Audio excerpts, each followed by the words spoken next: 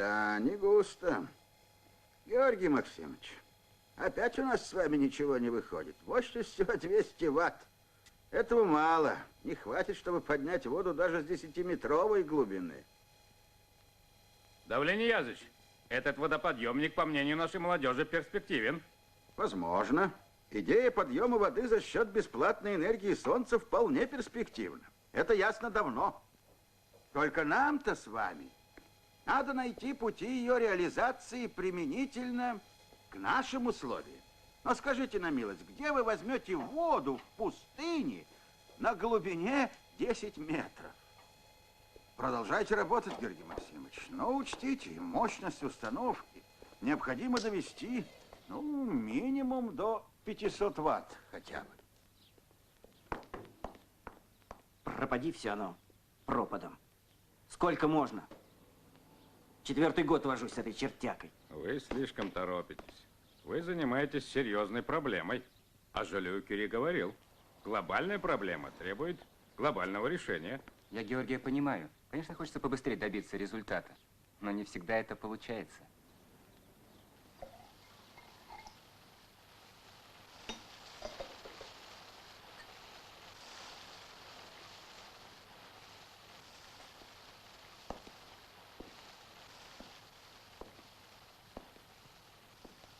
Давление Язович, разрешите? А, это ты. Садись.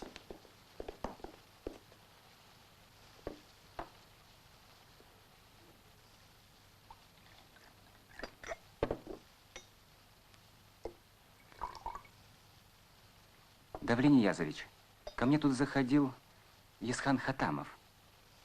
Однокурсник мой, помните? Хатамов? Нет, что-то не помню. Ну, старостой был у нас, диплом по солнечным батареям делал.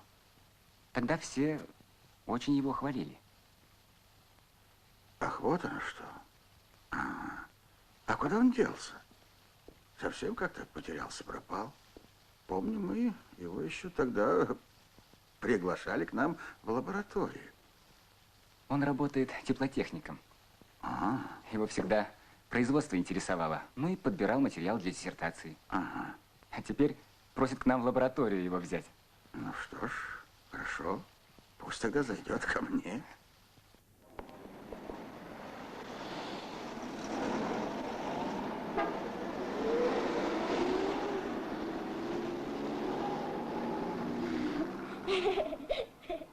Сильвишка моя маленькая. Папа. Ну, как в садике? Что ты делала? Папа, ну папа, знаешь, что сегодня за мной пришел? Тетя Бахар. И знаешь, я сама одевалась, только шнурки тетя Бахар завязала. Умница. Она тебе нравится? Очень, очень она хорошая. Сынок, а мне все это не по душе. О чем ты, мама? Ух ты, какая большая стала. Тяжело мне тебя носить. Иди побегай. Иди. В чем дело, мама? Ну, сынок, она тебе чужая. Чужая. Какая чужая, мама? Это Бахар. В нашей лаборатории работает. Она хороший человек, Для мама. тебя все хорошие. Ну, мама. Ну, если бы ты сказал, что задерживаешься, я бы сама сходила за девочкой. Ну, привела Сельбишку. Что тут плохого? Я не хочу, чтобы твою дочь приводили посторонние люди. Бахар Клычевна. Есхан Назарович, очень приятно. Спасибо, Бахар, что привела вчера Сельбишку домой. Нет. Хатамов. Гурьев, Эсенов. Здравствуйте. Твой рабочий стол.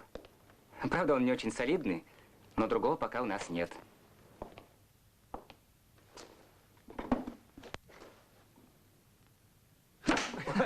Осторожней. Позовите плотника, он починит. Нет, конечно. нет, не надо. Спасибо. Мне так удобней. Ну ладно, трудись. Если хотите, давайте меняться столами. Спасибо. Меня этот вполне устраивает. Он вас может быть, но вы его явно нет.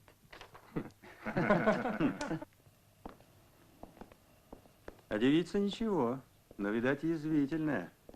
Есть немного. Ну ты не обращай внимания, это так, под настроение. Вообще умница, феномен. Такие расчеты делает, закачаешься. Не люблю феноменов, а особенно женщин. Это водонагреватели Гурьева. Какого это Гурьева? Того длинноволосого пижона? Балда ты. Этот пижон стоит 10 энциклопедий. Учебник Гурьева, помнишь? По гелиотехнике. Да, до сих пор в печенках сидит. А что? Ничего, мой милый. Просто это и есть тот самый Вадим Николаевич Гурьев. Ну, брат, теперь ты ничем меня не удивишь. Даже если скажешь, что вот тот парень академик Капица. Да нет, это Ильяс. Хороший наш монтажник. И поверь мне, отличный парень. Не сомневаюсь. Георгий, водоподъемник. Да, хороша установочка.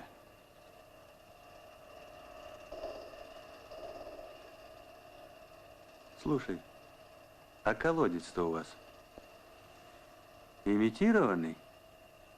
Да, но он ничуть не уступает настоящему. И все-таки не настоящий? Не хватало еще Георгию копать колодец. Зачем копать? Можно на готовых колодцах испытать. В песках у чабанов. Так. Ну, а раз так, ваши исследования нужно проводить там, где впоследствии будут работать ваши установки. Ух ты, какой решительный. Сразу видно, человек с производства. Не в этом дело. Мне просто жаль вас. Сколько прекрасных разработок, сколько осуществленных идей. И все это здесь пылится. Да, это верно. Пора бы стряхнуть с них пыль. Но как? Увы, куда деваться. Увы. Вот так.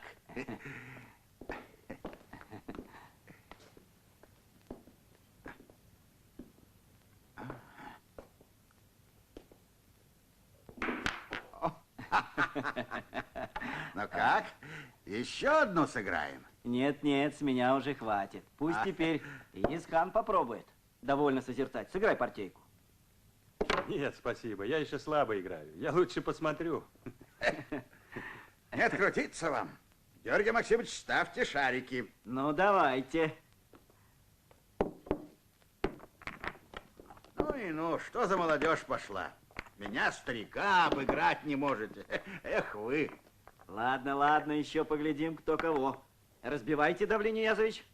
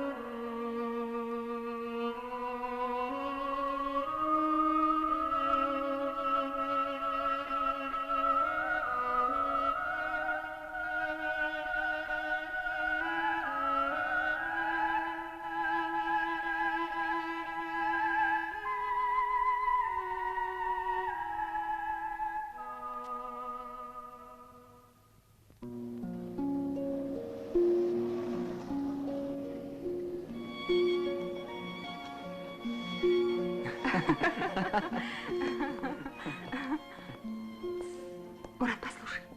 Слышишь звук? Что это? Витрины гудят, не он. А вот это тихо-тихо звенит. Знаешь? Нет.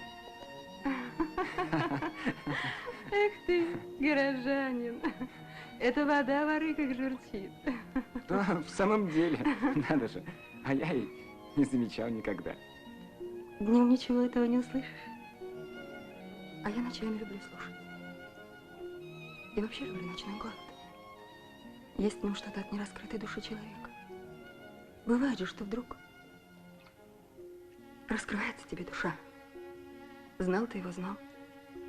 На работу с ним вместе ходил, ел, пил вместе. Но однажды в тихий вечер он раскрывается тебе так, что только ахнешь. Так вот он какой оказывается. Бывало с тобой такое? Сколько лет мы знакомы? 3. А ты замечал, что мы встречаемся всегда на улице?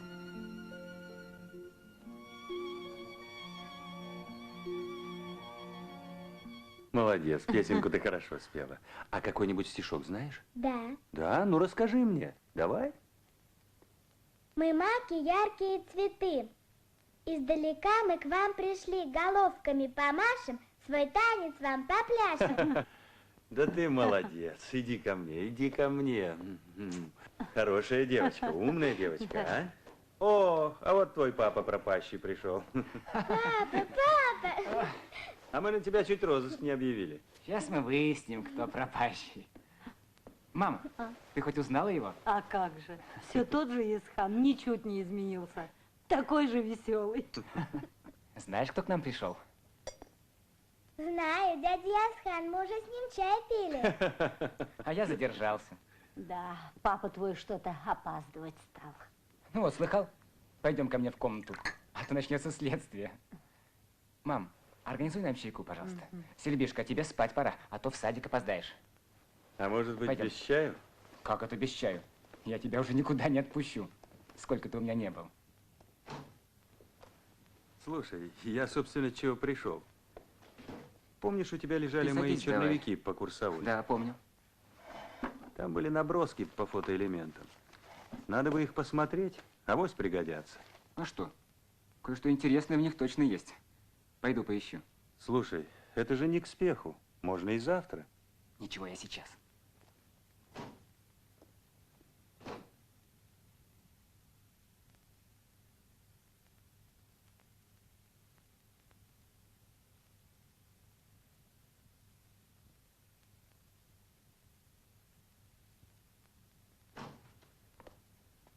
Тут должно быть и кое-что другое.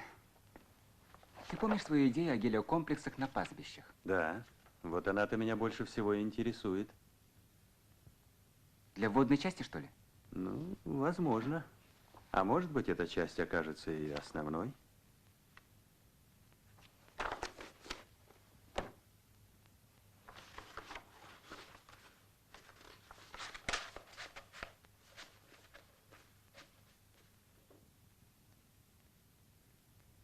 Бахар провожал? Провожал. Нелегко, наверное, с ней. Она хорошая. Иногда странная, колючая. Но это ничего. Дом у вас уже старый. Обратился бы к шефу, выхлопотал бы он квартиру. Авторитет как-никак, а? А стоит ли беспокоить шефа из-за чепухи? Разве это чепуха? Кстати, я думаю, руководитель должен и сам позаботиться о своих сотрудниках. Дом пока нас устраивает. А может, жену не устраивал? Она ведь ушла? Да, ушла. И в самый трудный момент. Накануне моей защиты. Но ее многое не устраивало.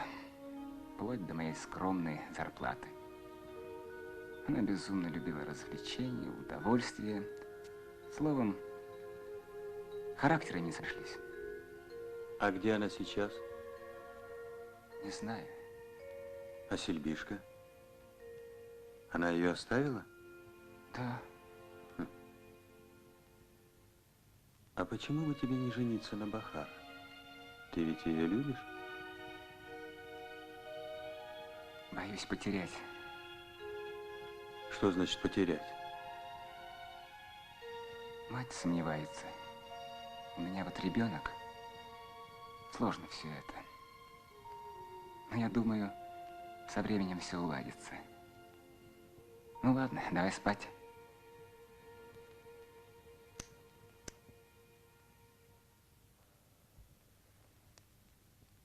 Ведь вы работаете в научном учреждении, не в каком-нибудь... Скажите мне, для чего вам это Марокко? Я вас решительно не понимаю. Давлин Язович, меня главным образом интересует практическая сторона дела. Эксплуатационные исследования дадут нам возможность предельно быстро внедрить установки в производство, сблизить теорию с практикой. Ну что ж, не исключено, что ваша точка зрения многим придется по душе. И, возможно, в ней есть рациональное зерно. Но учтите, перед вами встанет огромное количество препятствий. Прежде всего, вам понадобится база для работы. Конечно. Где вы найдете хозяйственника, который вам ее предоставит? Это я беру на себя. В принципе, я уже договорился. Но в этом случае вы берете на себя обязательства уже не только как ученый, а как подрядчик на стройке. Вас это не пугает? Нет. Вас это не пугает. Ну что ж, тогда давайте будем говорить откровенно. Надеюсь, вас это не обидит. Думайте о науке. Вам пора отказаться от инженерного восприятия мира. В общем, я советую вам, коллега, подход к своей теме пересмотреть. Извините меня, профессор, но я думаю, что вы не правы. Я видел, как возят за 100 километров воду чабанам в пустыню, под которой море грунтовой воды. Но ее нет в водном балансе пустынных пастбищ. А я хочу, чтобы она была. Поэтому прошу вас рассмотреть мою тему на ученом совете.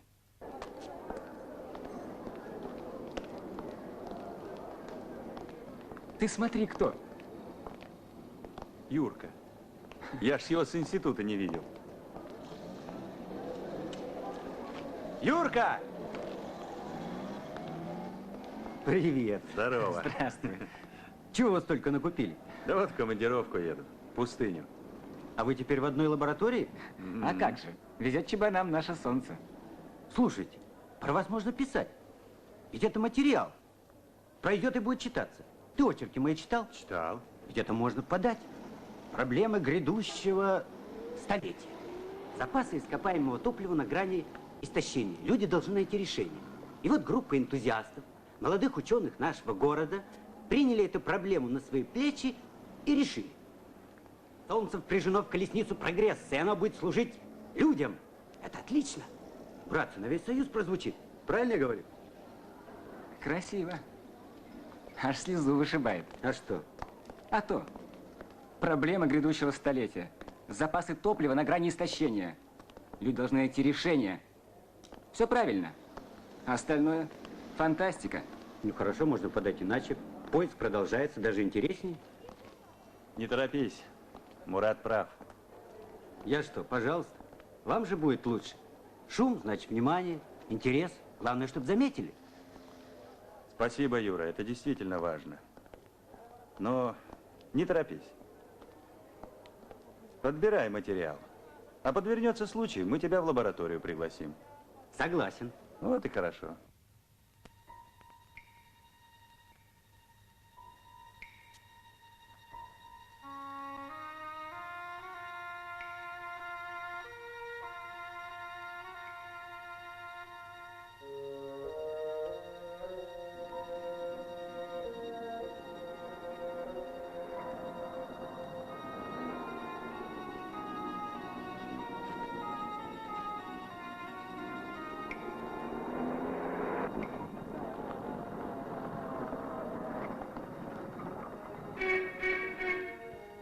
Салам алейкум, Яшели.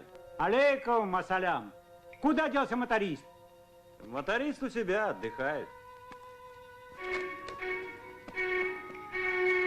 ты бибикаешь без конца? Не слышу, что ли? Ночью спит, днем спит, всю молодость проспишь. Что поделаешь? Работа такая. Работа такая. Принимай солярку, суслик песчаный. Мне еще 3 колодца нужно объехать до вечера. Да шевелись, да побыстрее. Ладно, не ворчи, помоги мне лучше. Давай, давай. Кто это? Это из города, мой спаситель. А чё же он тебя спасает? От вечных твоих попреков. Понял? Чего?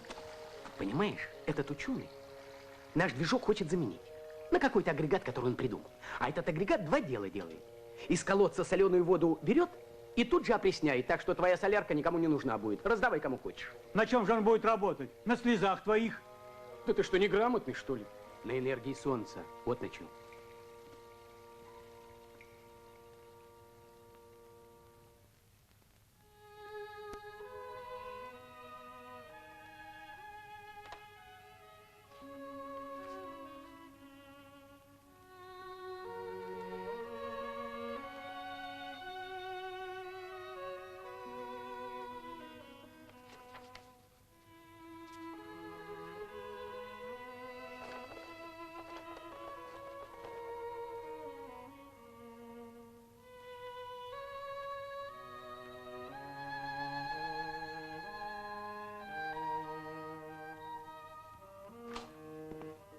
На, старик, от общаги. Со мной будешь жить. Ну, наверное, надоело мыкаться по гостиницам. А вы что, разве не здешний? Нет, я здесь только учился.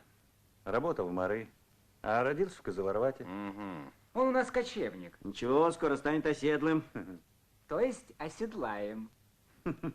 Да, ты коменданту паспорт не забудь отдать. Пусть он тебя пропишет в Дом творцов будущего.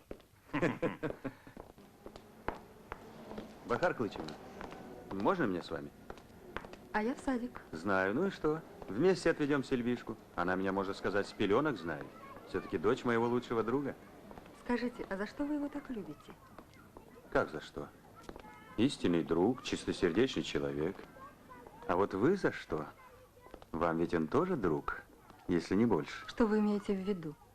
Любовь? Ну, что-то в этом роде. А знаете, что значит любить человека? Это значит радоваться тому, что хорошо для него. О, Чернышевский. Да. И я полностью одобряю это мнение.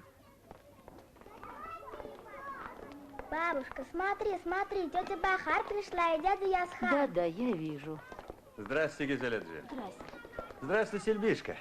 Мурат дела задержали. Мы хотели забрать ее. Если у сына нет времени, я решила сама зайти за ней. Но раз бабушка на посту, посторонним делать нечего. Вы остаетесь, Бахар? Я пошла, Гизеляджи. Иди, доченька, иди. До свидания.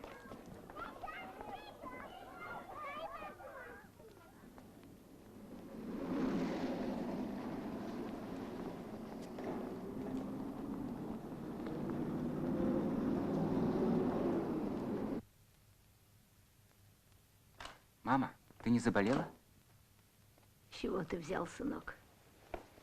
Могу я просто полежать? Немного устала, вот и все. Сегодня за Сильбишкой приходила Бахар. Да не одна, с Ясханом. Мать, да ты что? Мы же друзья с ним. Ты меня послушай, сын мой. Она тебе не пара. Не согреет она своим теплом Сильби. Голова у нее занята одной работой. Почему тебе не нравится дочь Мергена? Женись на ней. Она хорошей матерью будет и женой. Да и мне на душе легче станет. Что ты говоришь, мама? Я не знаю, сколько я еще проживу. Я уже старая.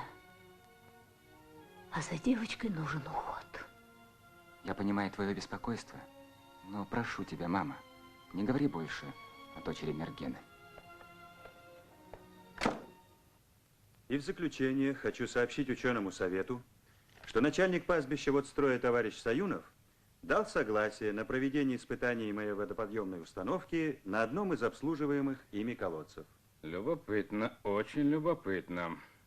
Извините, но все мы знаем, какой путь проходит идея до своего реального осуществления. Коллеги могут подтвердить. А вы хотите, чтобы я вот так взял и поверил, что ваша установка заработает? Нет, Исан Назарович, я в это не верю. Не верю. А я верю. Более того, у меня сложилось абсолютно четкое и ясное убеждение, что до тех пор, пока наша с вами лаборатория не сумеет реально обеспечить все пустынные пастбища подобного рода установками, она будет работать вхолостую. Нет, вы только поймите, какое-то волшебство, его величество солнце. Ведь все произведения человеческого гения, научное открытие, литература, музыка, искусство, все получило силу от солнца. Ведь когда Рафаэль создавал свои гениальные картины, когда Ломоносов размышлял о природе теплоты, когда Чайковский писал свою прекрасную музыку, во всех них говорило солнце. Да, красиво говоришь. А вот я считаю, братец, что солнце – это самый большой бездельник, который только существует в мире. Ну, сами подумайте, какая это силища, какой резервуар бесплатной энергии. Эх, во что бы превратилась наша пустыня, если бы использовать хоть 100-ую часть этой энергии. Вот так-то, братец. Ну ладно, выкладывай, с чем пришел. А вот смотрите, казалось бы, ничего принципиально нового. Просто соединил два метода. А какой эффект получается? Да, только если это верно. Вот я тоже думаю, может, я ошибаюсь?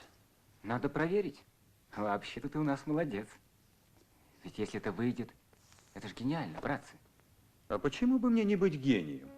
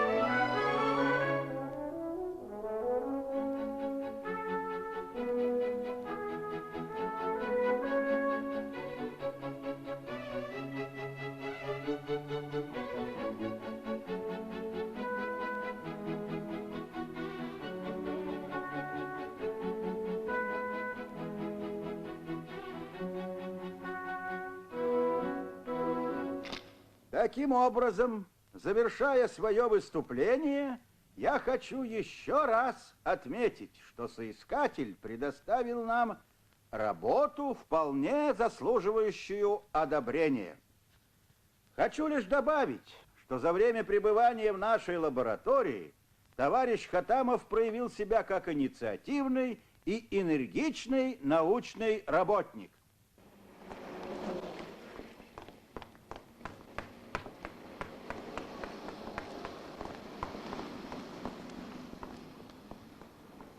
Ясхан Назарович, безусловно, достоин того, чтобы ему была присвоена степень кандидата наук. Единственный упрек в его адрес – это то, что у него наблюдается явный крен в сторону решения сугубо практических задач. Не отрицая важности Нормально. такой работы, я все же возьму на себя смелость заметить, Ну что ты? что ученый должен заниматься наукой. Вот так. У меня все.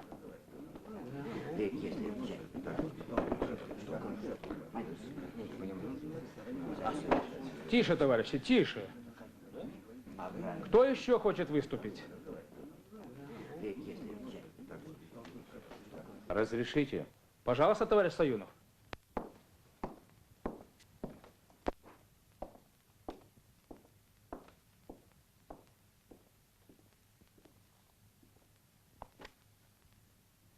Меня несколько удивила концовка выступления Довли Ниязовича. Многие научные работники считают хорошим тоном вести исследования диссертационных тем только в стенах лабораторий институтов. Но разве не является смыслом существования любого научного учреждения претворение теоретических разработок в жизнь? Сколько диссертаций пылится на полках из-за их сугубой научности? А результат работы Хатамова вот он. И за то, что молодой ученый реализовал свою идею, его упрекают. Извините, мне это просто странно. Ты заметила? Производственную сторону шеф отодвигает на второй план. Как обычно. Ты же знаешь, он думает прежде всего о высокой науке. Никакая высокая наука невозможна без повседневной проверки теоретических идей на практике. Есхан прав. Вот как надо делать дело. Значит, теперь надо всем нам работать по методу товарища Хатамова. А что ты думаешь? Всего за 2 года какую парень гору своротил? Пока мы раскачивались, он дал отарам воду. Ничего не скажешь. Позавидовать можно. За что и уважаю его. А есть ли неуважаемый тобой человек?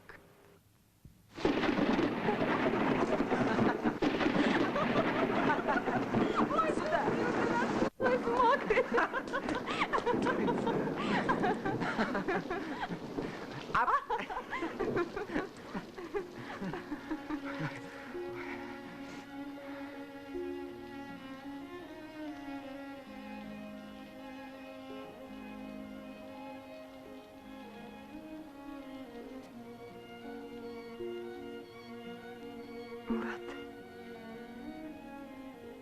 хватит, наверное, провожать. Поезжай. Поздно уже, а тебе далеко. Ничего, доберусь я.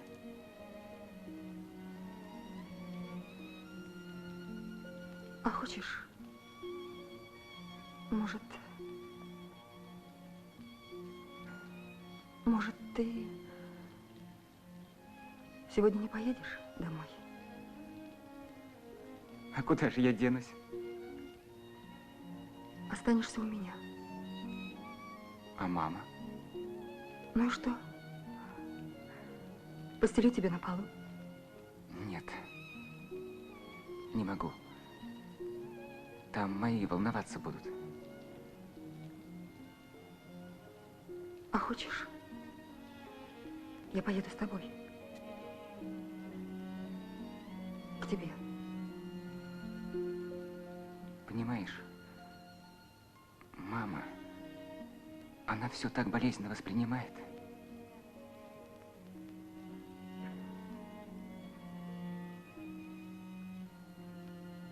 А ты не думаешь, что потом уже будет поздно?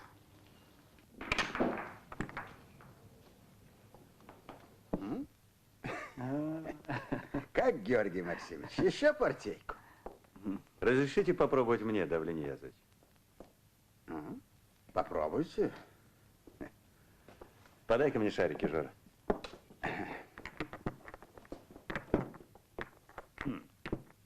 Я Исхану не завидую.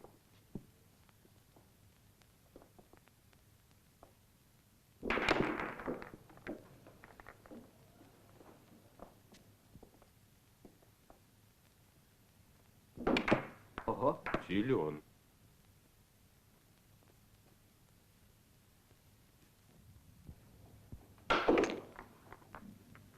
Так. Ну что ж, Я вижу, что получу от этой партии большое удовольствие. То есть? Ну, видите ли, Исхан Назарович, мне редко приходится играть всерьез. Игроки у нас слабенькие, результат предрешен. А вот у сильного противника всегда приятно выиграть. Вы знаете, Давлен Язович, сильный противник мне тоже доставляет удовольствие. Ага. Интересно. Ну что ж, тогда держитесь.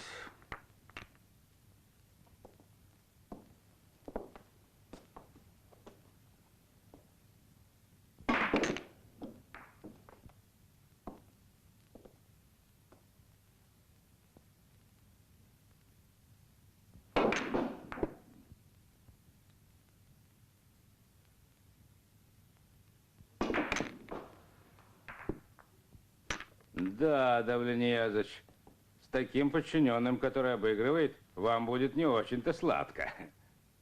Надеюсь, он больше не позволит себе такого. А, Ясхан Назарович, заходите. Вероятно, представлять друг другу вас нет необходимости. Нет, мы старые, знакомые.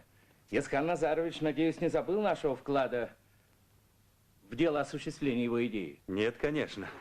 Спасибо вам. Садитесь. О, да-да. Прошу вас. Прошу. Так вот, Аман Нуриевич сделал предложение, касающееся вашей дальнейшей работы и, пожалуй, научной судьбы. Мы уже все обсудили, но решать этот вопрос, естественно, надо будет вам. Я для этого вас и пригласил. Выслушайте нашего гостя и дайте ответ. Исхан Назарович, за время нашего знакомства у меня сложилось о вас определенное впечатление. У вас инженерный склад ума. Вы явно стремитесь к разработке практических задач и наделены всеми качествами, которые для этого нужны. Так почему бы вам их на деле не применить? Нам нужен главный инженер. В нашей системе сотни объектов, строители, эксплуатационники. На нас работает много проектных институтов. У нас вы найдете широкое поле для применения своих способностей.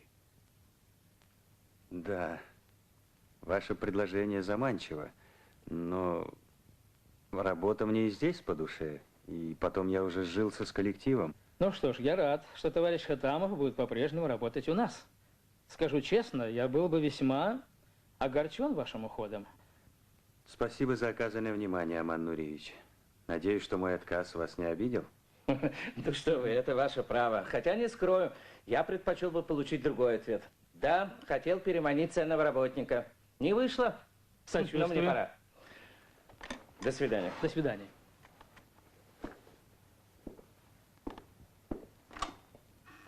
Такого.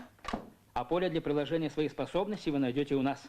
Кстати говоря, у меня тоже есть предложение к вам. Балканова на время надо от разного рода текущих дел освободить. Он сейчас монографию готовит к изданию. Руководство института считает, что замещать его должны вы. Ха. Мне, конечно, лестно такое решение, но боюсь, оно может задеть кое-кого. Кого? Ну, например, Гурьева Вадима Николаевича. Да для него любая административная работа хуже всякого наказания.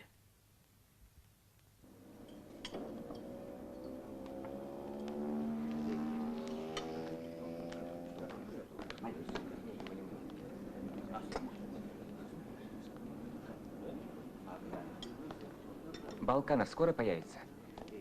Наверное, не скоро. Монография сложная. Так что прошу любить и жаловать новое начальство.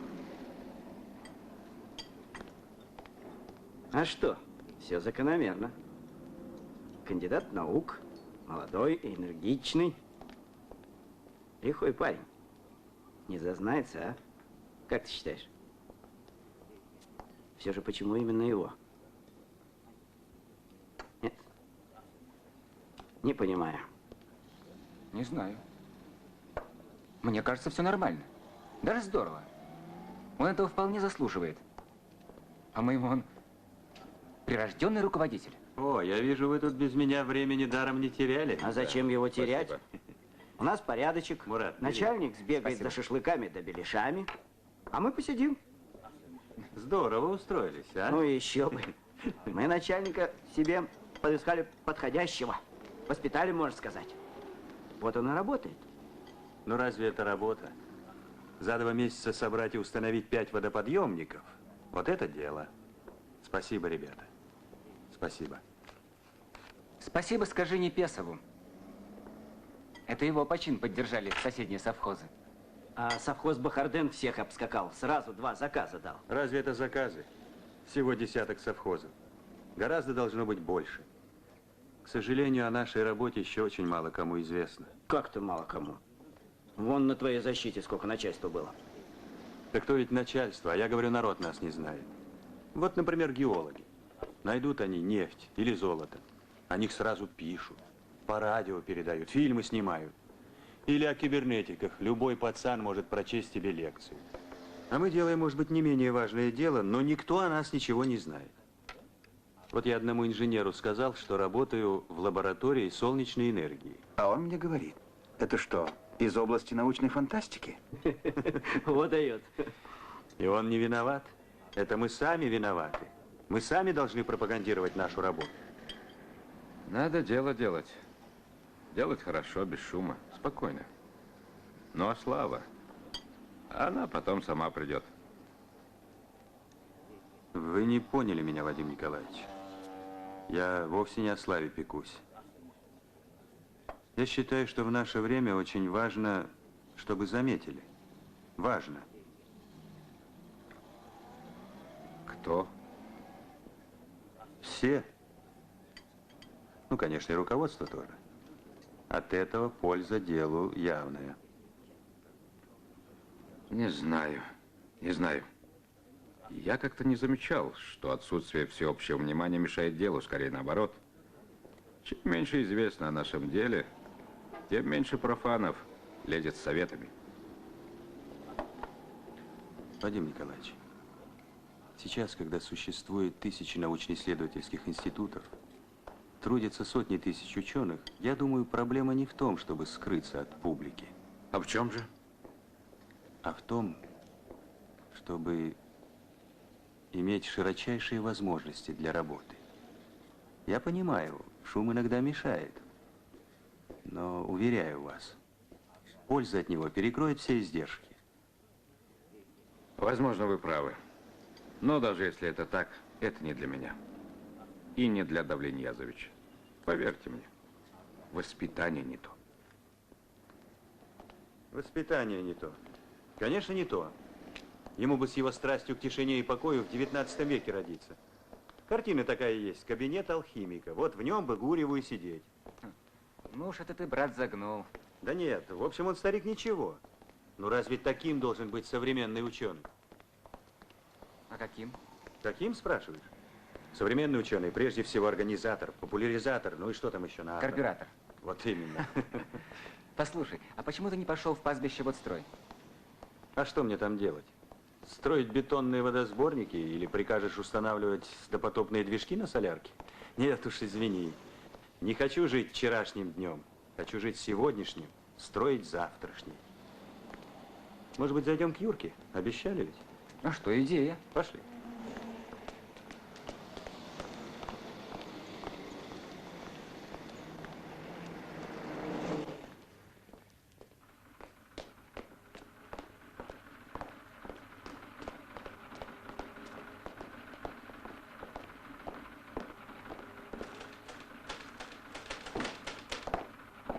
Заходите, заходите. Каким ветром?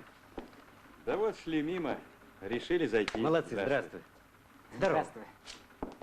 Юра, молния на первую полосу. Привет, привет. Тебя к главному срочно. Сейчас иду. Подождите, здесь я быстро. Вот газетный стиль по мне. Четкость, быстрота, точность.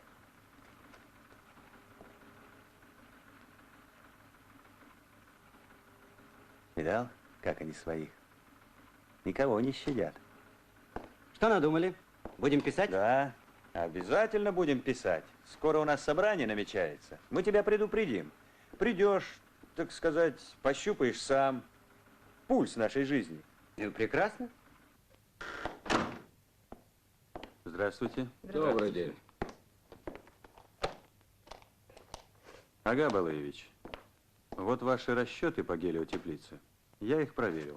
Спасибо.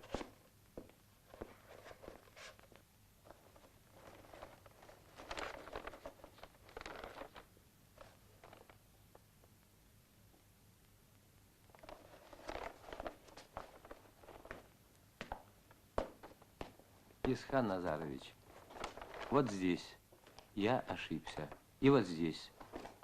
А вот это что? Тут вы вышли за рамку, Ага Балаевич. А тут что? А тут дали сплошную, а надо было осевую. Ну это же мелочи, Исхан Назарович. Мелочи? Из таких мелочей складывается картина весьма неприглядная. Вы знаете, я здесь со дня основания, и впервые ко мне придираются по поводу такой чепухи. Оно и чувствуется. Иначе вы бы давно работали по-другому. Поймите меня правильно, Ага Балаевич. Дело тут не во мне. От этой чепухи страдает весь наш коллектив. Насколько я знаю, коллектив ко мне никаких претензий не имеет, так что... А у меня нет их деликатности. Словом, давайте думать, как вам дальше быть. Работа есть работа.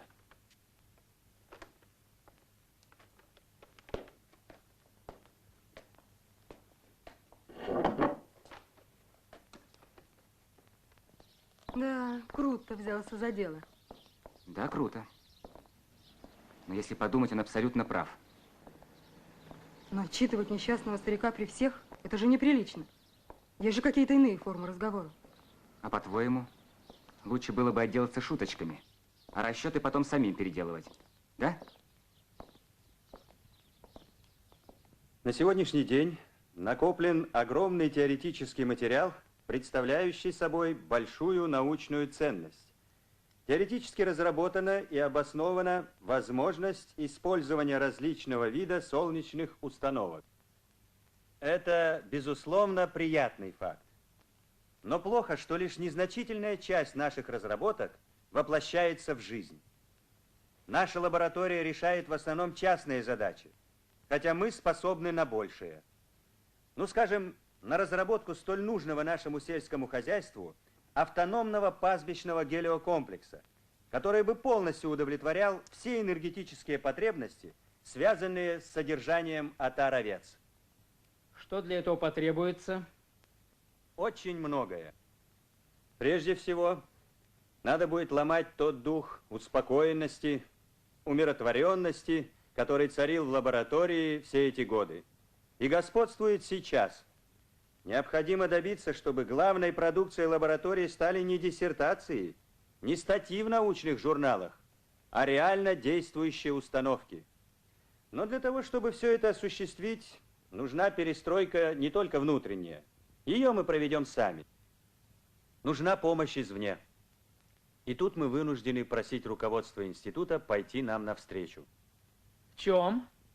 Дайте нам штаты, дайте помещение, оборудование, и вы увидите, что все это в кратчайшее время даст ощутимый эффект. Простите, насколько я понял вас, вы хотите всей работе лаборатории дать новое направление. Но Давлений Язович никогда не ставил такого вопроса. А ведь лабораторией заведует он. Это вот и плохо, что не ставил. Но время берет свое. Теперь нужно ставить. Правильно. Давно пора. Если пора, почему же до сих пор молчал? Молчал. Да черт его знает, почему молчал. А теперь скажу. Дайте мне слово. Вадим Николаевич, может, вы что-нибудь скажете? Тише, товарищи, тише.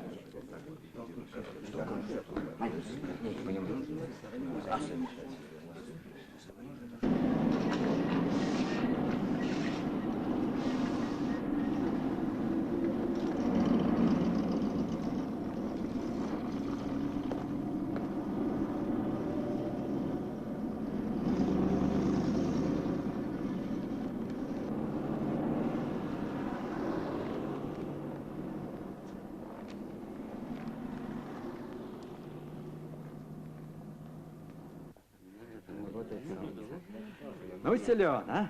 Какую речугу отгрохал. Вот бы нам такого шефа. Да брось ты, все это показуха, комплекс. Ну, на него еще как до неба. Да, размахнулся. Проект. А мне нравится. Нравится. Здрасте. Очень интересно. Привет. Здравствуйте. Здравствуйте. А вот и сам виновник явился. Гляди, любуйся. А, я уже прочитал. Пригодится лишний экземпляр. Я всем по одному купил, а это тебе. Ну что ж, спасибо.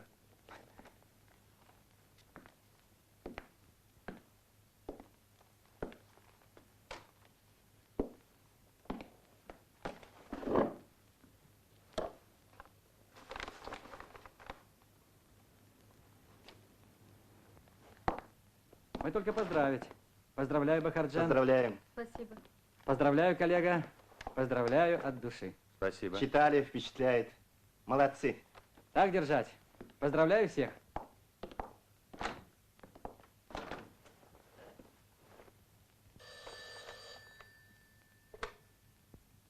Слушаю.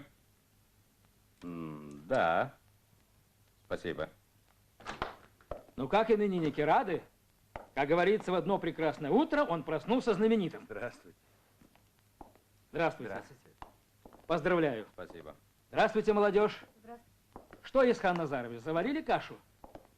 Обязательства вы на себя взяли серьезные. Надо выполнять. А мы за вас поболеем.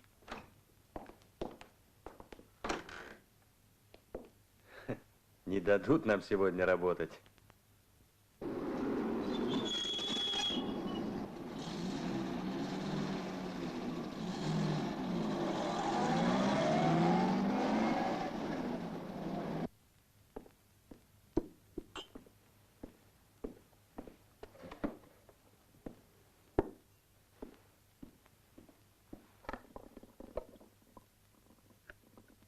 Сильбешка, на, попробуй.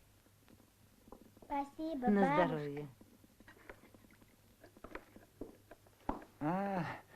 Ну, как вы тут? Ничего. Мам, дай я морковь порежу. А то можем не успеть. Успеем, успеем. Пока они чай попьют, у меня уже и плов будет готов. Пришли. Мам, гости пришли. Тетя Бахар. Здравствуйте. С Новым годом, вас, Спасибо. И снова Спасибо. С Новым годом Приятное вас. совпадение. Спасибо. Проходите. Пойдем. Владимир Николаевич, проходите, пожалуйста. Спасибо. Георгий. Ну, что ж, славная квартира. Ой, какая Ну и красота. проходите, пожалуйста. Спасибо. Проходите. Прошу.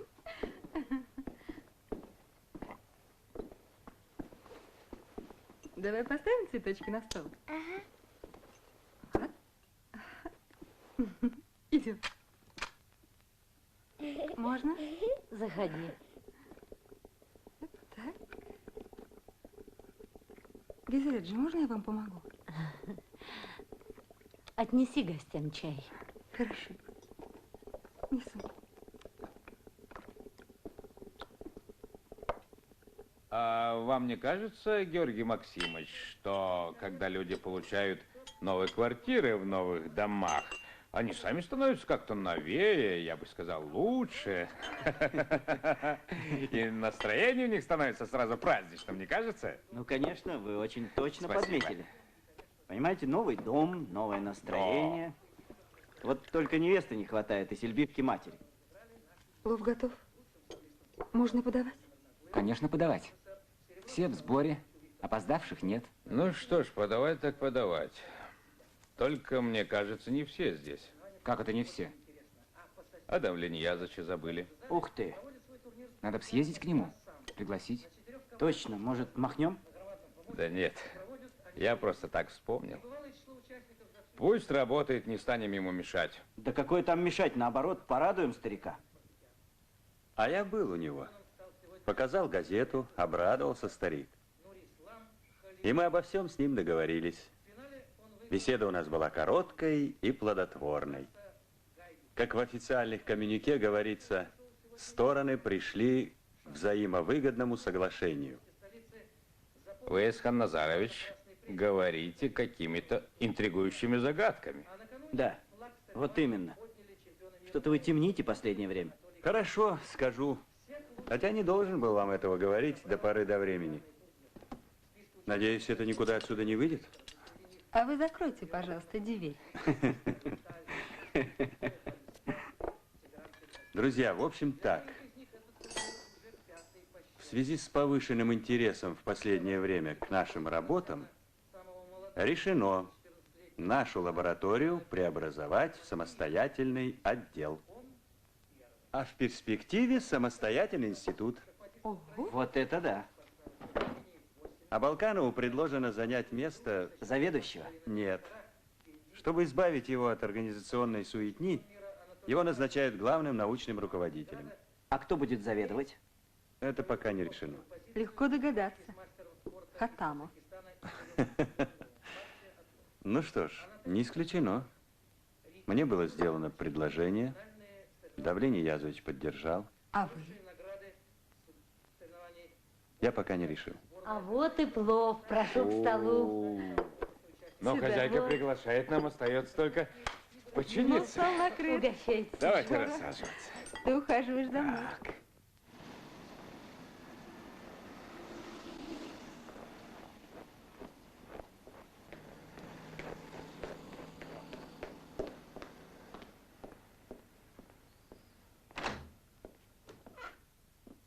Ну что ж, то, что вы рассказали, весьма интересно. Только не чересчур ли вы широко размахнулись? Гелиокомплекс, представляете, сколько на это нужно средств, времени? Да, но без такого подхода к проблеме мы будем топтаться на месте. Вы же знаете, насколько невелика наша реальная отдача на сегодняшний день. Но, положим, Есхан Назарович, я все это понимаю. Одного никак в толк не возьму. Я-то здесь при чем? Нужна ваша помощь. Моя помощь? Чтобы доказать правоту идеи, нужно создать экспериментальный вариант. А у нас, как вы знаете, никакой производственной базы нет. Ах, вот оно что. Ну, дорогой мой, у меня тоже очень многого, к сожалению, нет. Нет времени, средств нет, не хватает рабочих рук. А ведь у меня свой напряженный план. Есхан Назарович, мы с удовольствием помогли вам с вашей первой экспериментальной установкой. Но сейчас речь идет о проекте такого масштаба, который нашему тресту просто не по плечу. Кроме того, этот вопрос не входит в мою компетенцию. Его надо решать выше, на уровне министерства. Что приуныли? Да уж это вы совершенно напрасно. Не унывать надо, а действовать. И учтите, я вам во всем, в чем смогу, окажу всяческую поддержку. Спасибо вам, Аман Нуриевич. Всего хорошего. Внимание! Кулиев идет по правому краю. Приближается к машине. Хочет обойти Хатамова, но тот преграждает ему дорогу. Так. Короткий неравный поединок, и Кулиев устремляется вперед. Но Хатамов намертво блокирует Кулиева и пытается изменить направление его движения. Схватка. Финт вправо, финт влево, подкат. Хатамов оттесняет Кулиева от машины. Так, пройдена линия защиты, но тут Кулиев садится в машину и покидает поле. Георгий Максимович, вы же мешаете. Виноват. Второй участник этого темпераментного поединка, Хатамов, направился к зданию и, по всей вероятности, через несколько секунд будет здесь. А вот и он. Так, минуточку внимания, товарищи. Нам дали новое помещение. Через день-два будем переезжать. Вот это замечательно, Георгий Максимович. Ну Братцы, сколько мы лет этого добивались. Тише. Вот, пожалуйста. Тише, товарищи. Помещение предназначалось для пастбища водстроя, но Саюнов его нам уступил. Им там все равно было бы тесно. Да, но все эти древние стулья, столы нам придется оставить тут. Там будет все новое. Я понимаю, во всем этом есть очарование старины. Но согласитесь, что сегодня на дворе 20 век.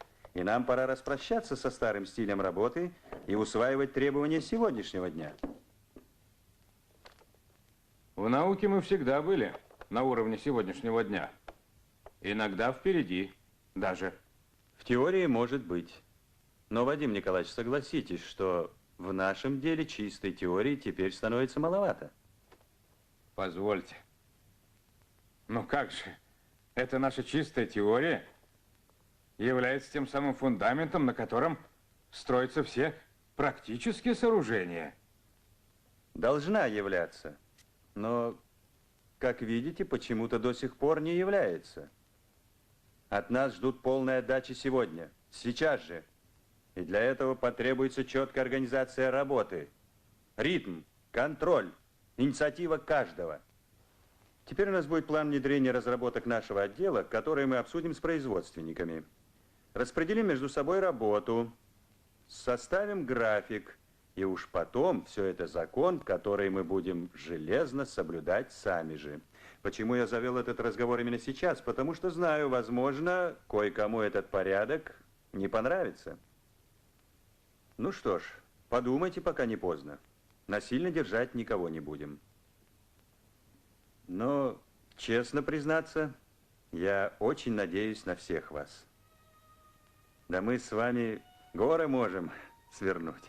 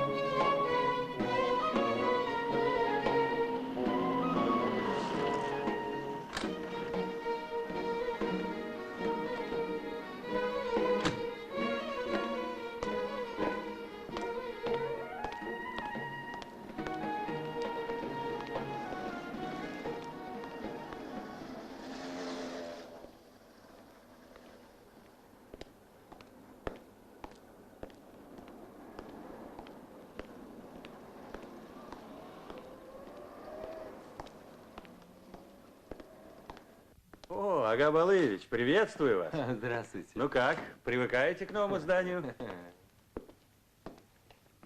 Да, давно хотел с вами поговорить, все никак не получалось. Ну, раз уж мы с вами оказались самыми дисциплинированными. Транспорт. Но и время еще не вышло. Я много думал, Ага Балыевич. И вот к какому выводу пришел. Расчеты ваши мы возьмем на себя. А вы возьмете на себя роль этакого диспетчера. То есть будете следить за ходом работ, чего не хватает, что мешает, как выполняется график. А в конце рабочего дня рапортичку мне на стол. Исхан Назарович, боюсь, что мне не справиться. Справитесь. Прекрасно справитесь. И пусть вас не пугает слово «диспетчер». Диспетчер – это в наши дни очень важная должность. Так сказать, будете держать руку на пульсе всех наших дел. Так что, Ага Балаевич, с сегодняшнего дня приступайте к своим новым обязанностям. Добавь. Добавь еще, добавь. Стой. Чуть сними. Стоп. Ну, как успехи у Георгия Максимовича? Сиди. Я просто зашел, чтобы узнать, как у тебя дела идут. Мне кажется, на сей раз Георгий Максимович выбрал правильный путь. Последний эксперимент дал явно положительный результат. Вот, взгляните. Ну-ка.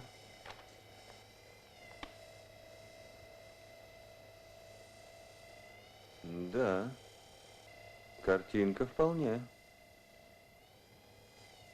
Вроде действительно получается кое-что. Продолжайте, Георгий Максимович. Разрешите мне провести испытание на горном водосбросе? Ну, если ты уверен, что на данном этапе это необходимо, с моей стороны возражений не будет. Естественно, мы все тебе поможем, ведь это наше общее дело. Мы всегда друг другу помогали. Поможем и теперь. Вы правы, Вадим Николаевич. Веревка крепка повилкой, а человек помощью. Сегодня мы поможем, а придет время, вы нам поможете. Не так ли, Георгий Максимович? Да, конечно, в долгу не останусь. Ну вот и хорошо. Ну, не стану мешать. Давайте, Вадим Николаевич.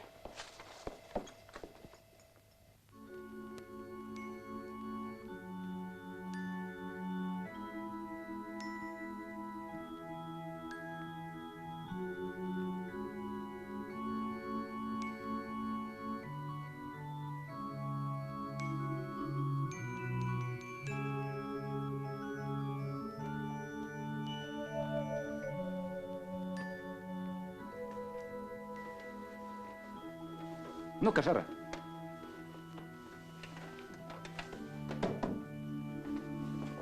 Держи.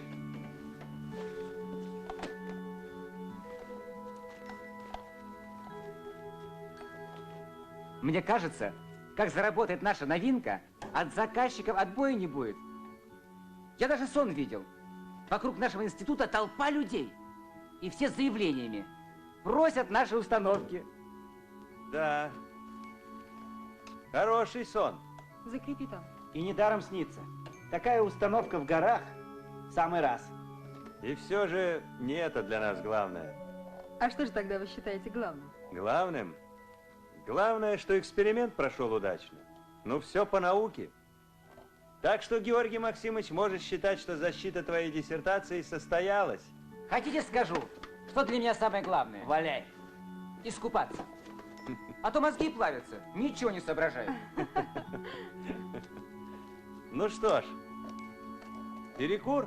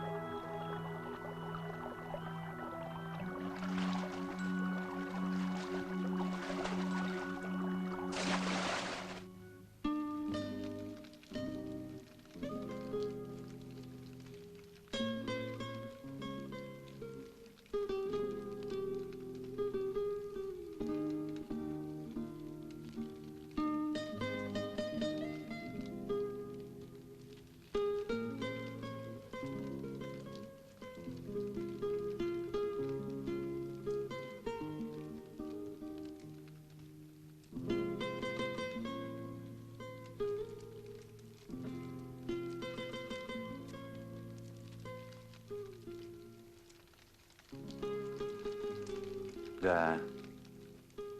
Перспективы у нас, я вам скажу, заманчивые. И вы в этом уверены? Конечно. Ясхан Назарович, сегодня Бахар Клычевна спросила, что для вас главное. Вы ответили, как говорится, уклончиво. А позвольте поинтересоваться, что же все-таки для вас главное? Вопрос. На мой взгляд, люди должны жить так, чтобы никогда не испытывать состояние покоя. Всю жизнь иметь перед собой цель и всегда стремиться к ней во что бы то ни стало. В общем, все это немного напоминает спорт, в лучшем смысле этого слова. Для человека, уверен, самое главное – всегда первым приходить к финишу. Но видите ли, мы с вами не жокеи на скачках, которым нужен только финиш. Человеку иногда нужно остановиться, оглядеться, подумать. Какой ты оставил след. А где он? След-то? Но не станете же вы утверждать, что мы вообще ничего не сделали. Так покажите это людям. Подарите. В этом же и суть всех наших скачек.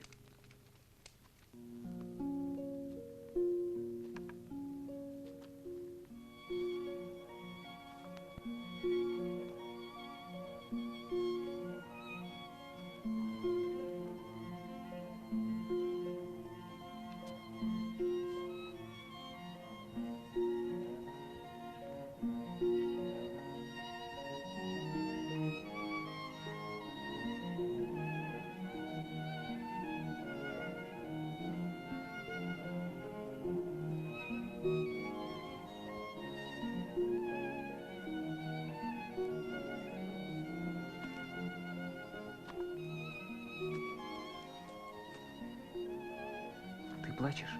Нет. Это так, от дыма. Я чувствую, в последнее время ты что-то не в духе. Почему он выбрал лучшим другом именно тебя? Ведь вы с ним ни в чем не похожи. Друзья детства не выбираются. Они как родственники. Какие есть, такие есть. Допустим. Но сейчас-то вы уже не дети. Так ведь это на всю жизнь дружба. Эх ты, Мурик. Тебе бы не ученым быть, а у самого Аллаха в штате работать. Ангелом. Почему? Уж очень ты во всех людей на свете влюблен. Ничего подобного. Что ты взяла? Люди, они всякие бывают. Но почему ты прямо как под гипнозом, когда он говорит что-нибудь?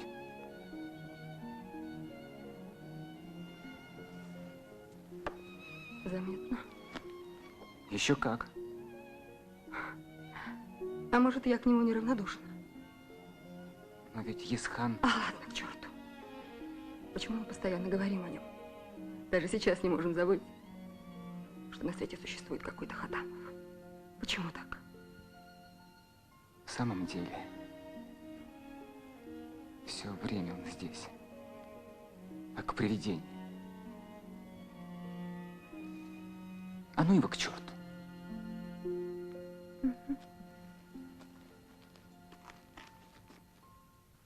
Итак, давайте подводить итоги. Группа Миредова. Изучение работы нового варианта опреснителя с гелиотеплицей. Сделано почти 100%. Почти. Группа Кудлая. Наладка водоподъемника. Есть. Спасибо, Георгий Максимович. Группа Гурьева. Первая. Разработка комбинированной установки для охлаждения и горячего водоснабжения. Сделано. Второе. Прикидка вариантов ее практического применения. Не сделано. Почему, Вадим Николаевич? Ведь главным ваша группа справилась? Но это тоже не пустячок, Ясхан Назарович. Согласен. Но ведь мы вместе с вами разработали этот график, и вы его приняли, не так ли? Мы научное учреждение. Мы не можем работать в ритме завода. А я этого и не требую. Пока. Но стремиться к этому должны все. Я с вами не согласен. Не понимаю. Давайте останемся после планерки и поговорим. Хорошо. Так вот, резюмируя, хочу сказать, мы все неплохо поработали. Но инерция нашего старого стиля все еще чувствуется. Нет четкости ритма, точности планирования научных работ, без чего мы не сможем достигнуть своей цели. Ага, Балевич, да садитесь вы, ради бога. Завтра выходит Давление Язович, подготовьте ему кабинет. Хорошо, понял. Если вопросов нет, все свободны.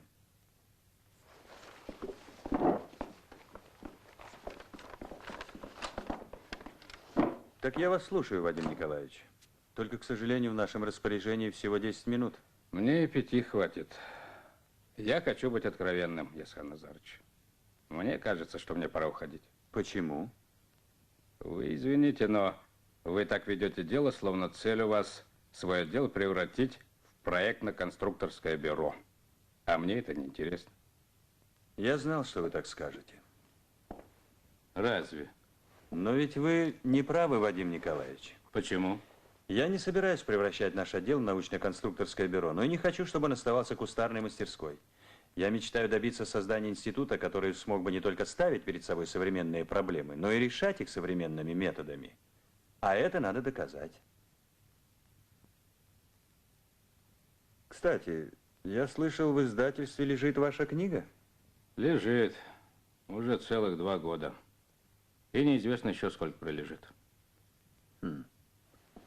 Вадим Николаевич, даю вам гарантию. Не пройдет и полугода, как вы будете держать в руках сигнальный экземпляр. Для пользы общего дела.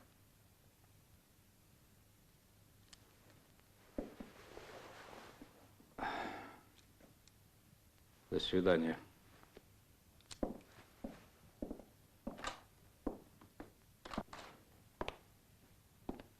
Черт его знает, что у нас творится. Может, я настолько постарел, глупым стал. Ну как, Вадим Николаевич? Побеседовали? Видите ли, старый стиль ему мешает. Четкость ему подавай. Нет, я уже ничего не понимаю. А может, мы действительно чего-то не понимаем? А, Вадим Николаевич, может, действительно сейчас так нужно? И потом, если разобраться объективно, он старается не для себя. Не стану спорить, хоть и не убежден в этом, но вся эта его возня – это профанация науки. Не знаю, но я почему-то думаю иначе. Ведь если человек так увлечен, если он так самоотверженно добивается чего-то, может, действительно в этом что-то есть? Что-то, чего мы не замечаем.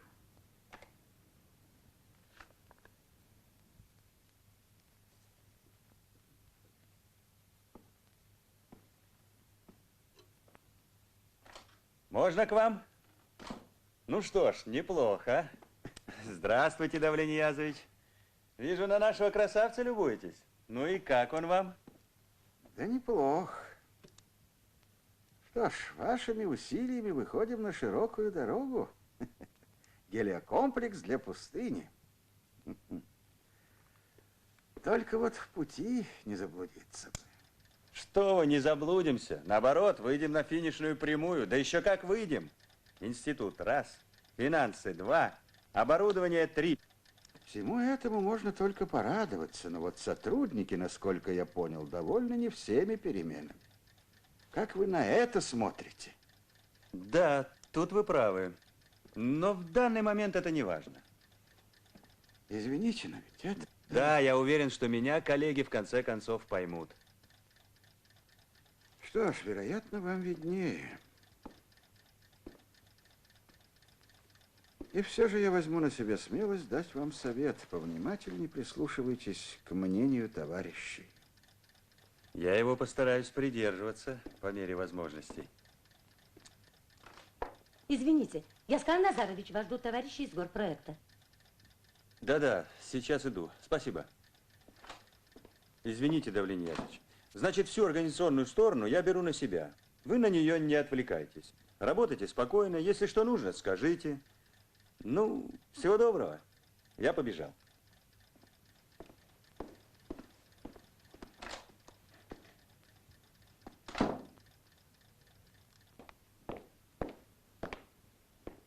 Часа 3 назад к нам позвонили сюда из управления животноводства и сообщили, что на колодце Илек установка вышла из строя. Кто-то из нас ответил: обращайтесь в пастбище Водстрой, это их дело. Сказал и бросил трубку. Кто здесь был во время обеденного перерыва? Да вроде все были. Тем хуже для нас.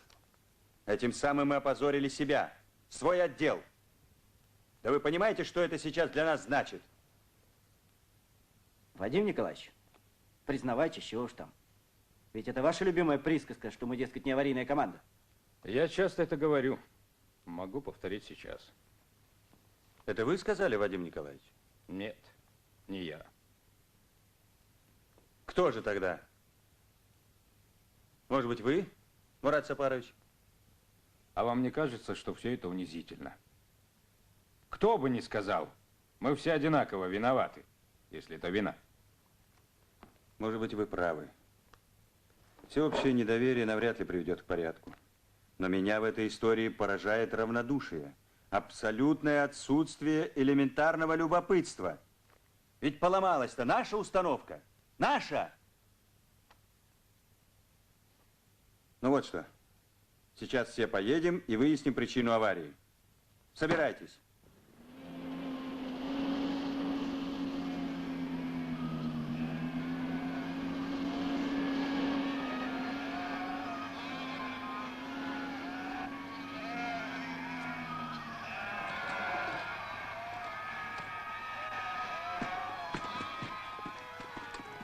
Так, Жора, вы с Ильясом помогите чабанам, а остальные к установке.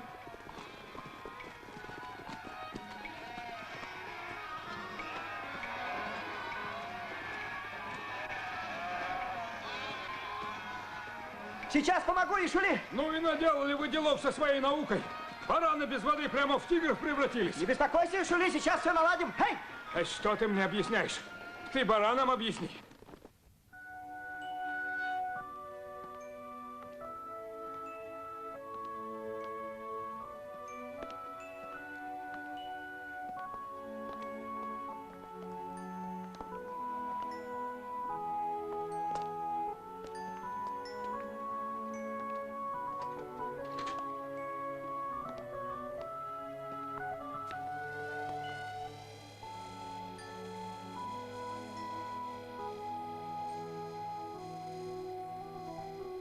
Исхан Назарович, Да?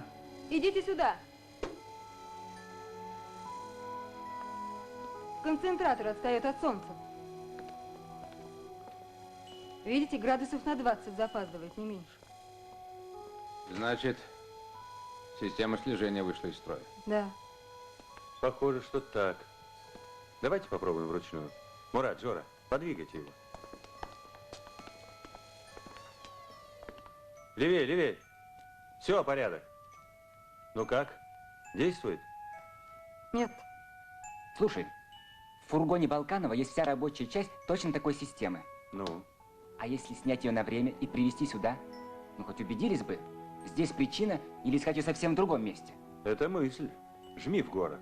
За ночь систему перемонтируем и с утра проверим. А мы пока тут покопаемся. Ильяс, поехали. Жора. Да? Давай посмотрим здесь. Хорошо.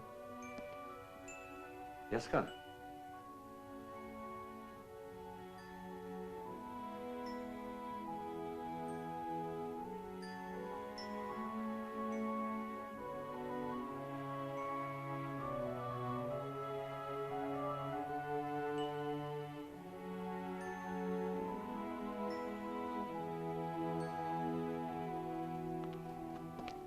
Прибыла все-таки наука. А мы в институт к вам заезжали. Ну что тут стряслось? Здравствуйте. Трудно пока что-либо сказать. Сами понимаете, установка непростая. Тут могут быть десятки причин неисправности. Разбираемся помаленьку. Разбираемся помаленьку. Да вы понимаете, что вы говорите? Здесь же отары гибнут. А вы помаленьку. Я понимаю ваше беспокойство. Постараемся сделать побыстрее. Ну вот что, вы мне сейчас воду подавайте. Ну зачем вы так, Арасага? В науке не всегда все сразу так получается, как задумано. И потом вы же сами дали свое согласие. Я правильно говорю? Я уважаю науку, оттого и дал согласие, доверился вам. Но я не знал, что будут экспериментировать на моих отарах, а не на установке. Нет, я не знаю, товарищ Саюнов. Больше я им верить не могу. Куртлы, немедленно гоните отару к следующему колодцу.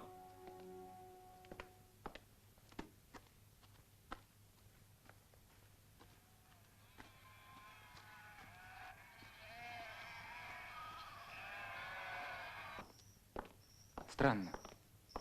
В фургоне горит свет. Посмотри. Да, точно. Кого бы это могло туда занести? К нему 100 лет уже никто не подходил.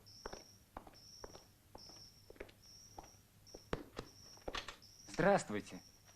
А, это вы, Мурат Сапарович? Заходите. Вот уж не ожидал, что увижу вас здесь. Я, бывает, подумать сюда захожу, а то и просто посидеть. Да, давненько мы с вами не виделись. Как поживаете, Мурат Сапарович? Спасибо, хорошо. Да странная жизнь пошла. Работаем под одной крышей, а видимся по праздникам. Разве что под одной крышей. Это хорошо, что я вас встретил здесь.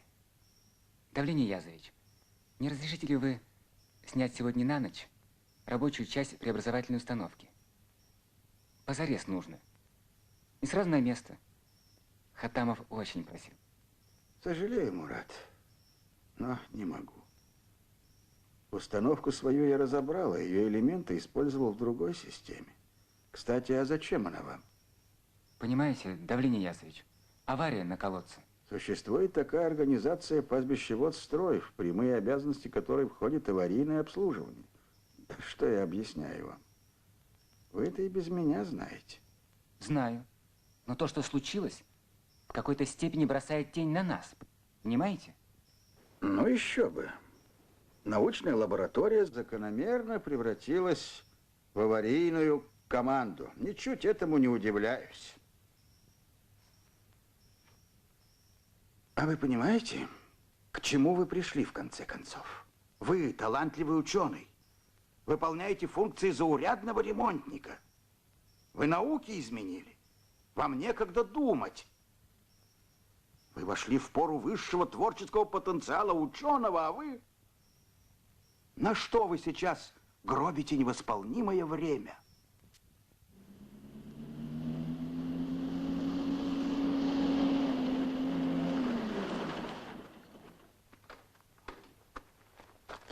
Ну где вас черти носят? Балканов прибор разобрал. Ах ты.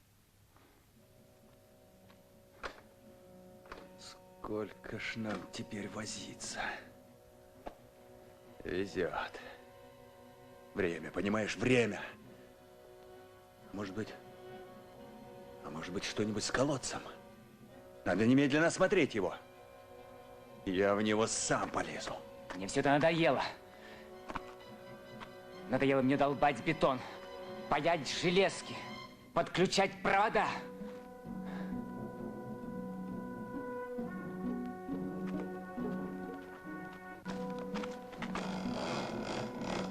Держите. Исхан! Погоди, Исхан! Все может случиться. Колодец старый. Да дьявол с ним. По крайней мере, не увижу нашего позора. Ты брось шутить. Так Колодец нельзя, глубокий. Исхан, Придержись на давай. всякий случай. На 2 узла. Вот так. Ну? Осторожней.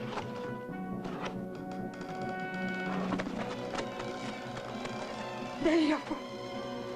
Бахар, может, отдохнешь? Ты и так устала. Я не устала. Иди в машину, не приляг. устала. Крути медленней.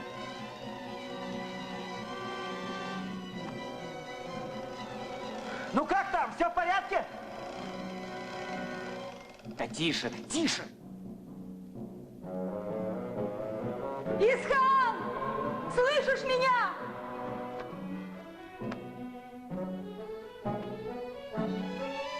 Это он нам знак подает. Ребят, попробуйте вместе тянуть. Ну-ка. Давайте. Попробуй. Пошли.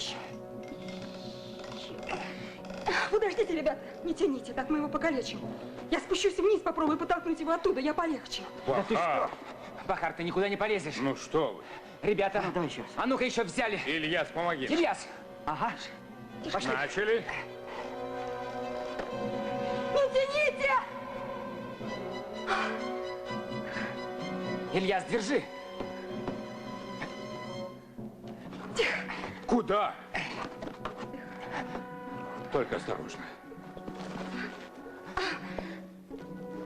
Так.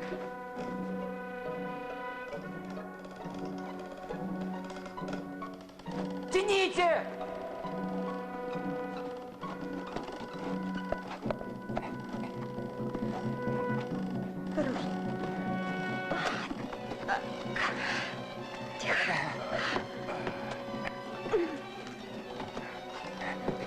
Я сам.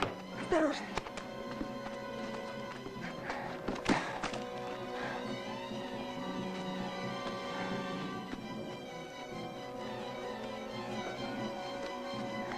Немедленно в неотложку. Ильяс, подгоните машину. Сейчас. Стойка обвалилась. Прямо на него. Бахар, может, вы поедете с ним? Да, да.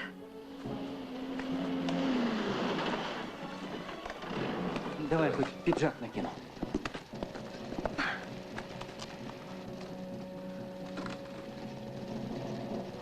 Тихо, тихо.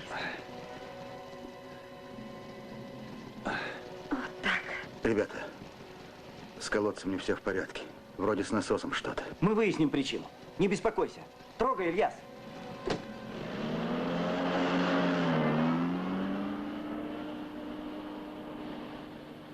Что вы так беспокоитесь? К чему вам сейчас эта проверка? Радуйтесь тому, что живы остались. Как это нужно сейчас, если бы знали, Бахар? Как это сейчас необходимо? Молчите, вам нельзя разговаривать. А когда же нам разговаривать? Я вас вижу только на работе. Молчите.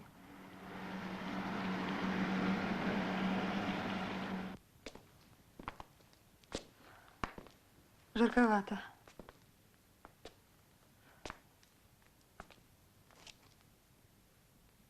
Какая ваша квартира? Вот. Ну тогда все, я пошла. Нет, подождите. И потом, не можете же вы бросить меня вот так у порога? Отчего же? А вдруг я упаду, не дойдя до дивана? Кто будет отвечать? А? Ну тогда быстрее доходите до своего дивана.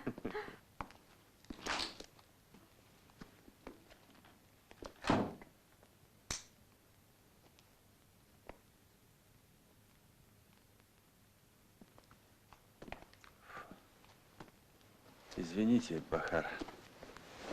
Я немного отдохну. Фу. Вам плохо? Что вы? Напротив. Мне еще никогда не было так хорошо.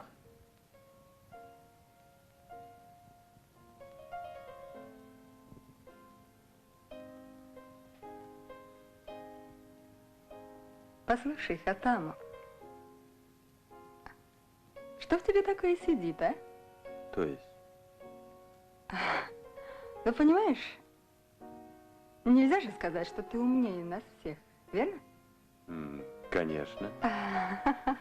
Нельзя же сказать, что ты образование Балканова, по знаниям тебе до него далеко, не так ли? Пожалуй, да. Тогда объясни мне, пожалуйста, как тебе удалось все перевернуть? Переначить по-своему. А мы все ворчим.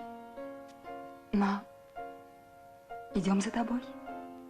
Вы ошибаетесь, если думаете, что идете за мной. Вы идете за временем. Это время диктует человеку каждый шаг в завтрашний день. Оно ведет его, заставляет человека разгадывать загадки, принимать решения.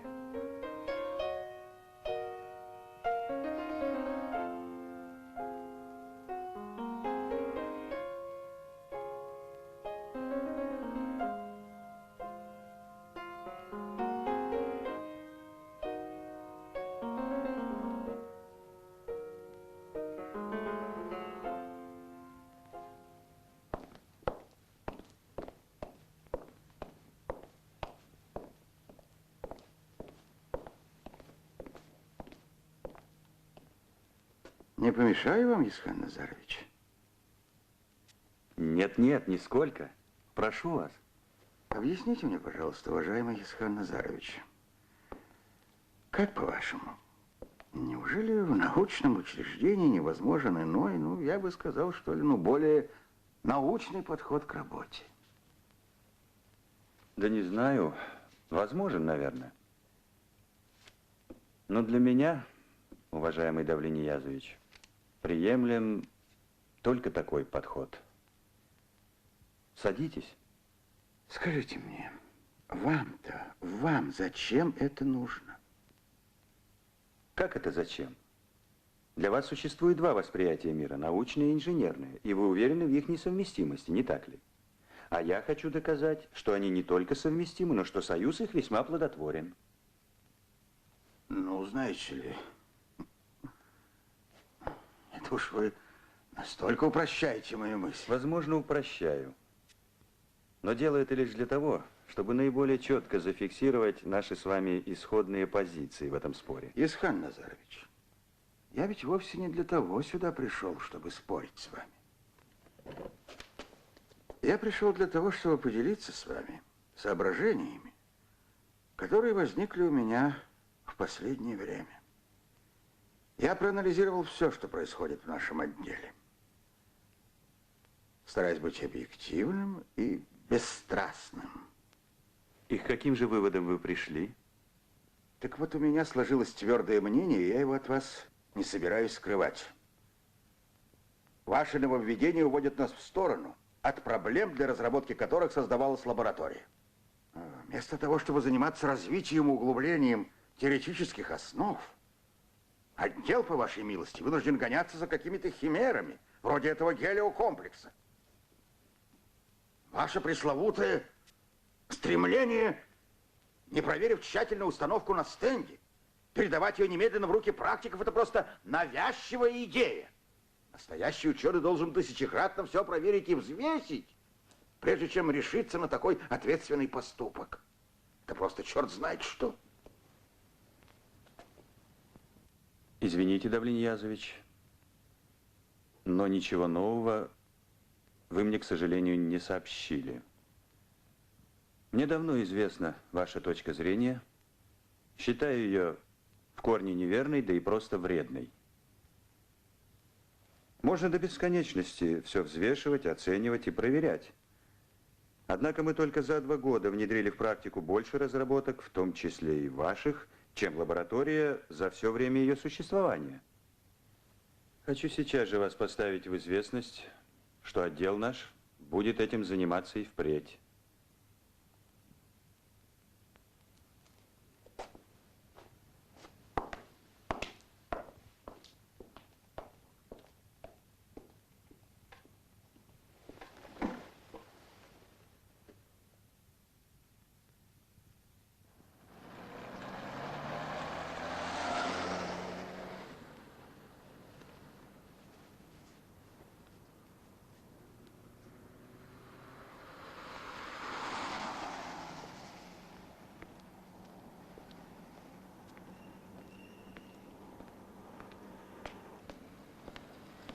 О, Бахар.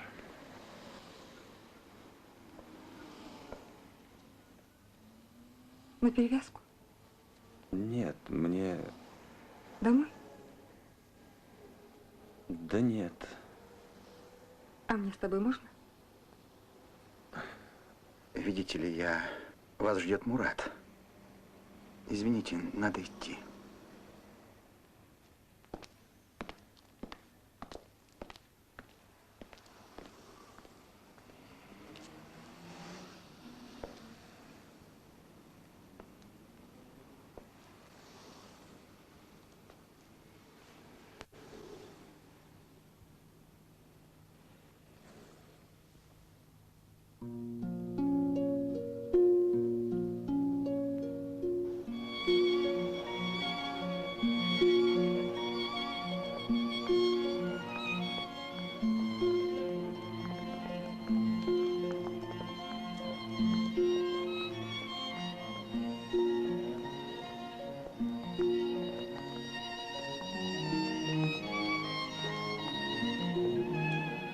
Здравствуй, Бахар.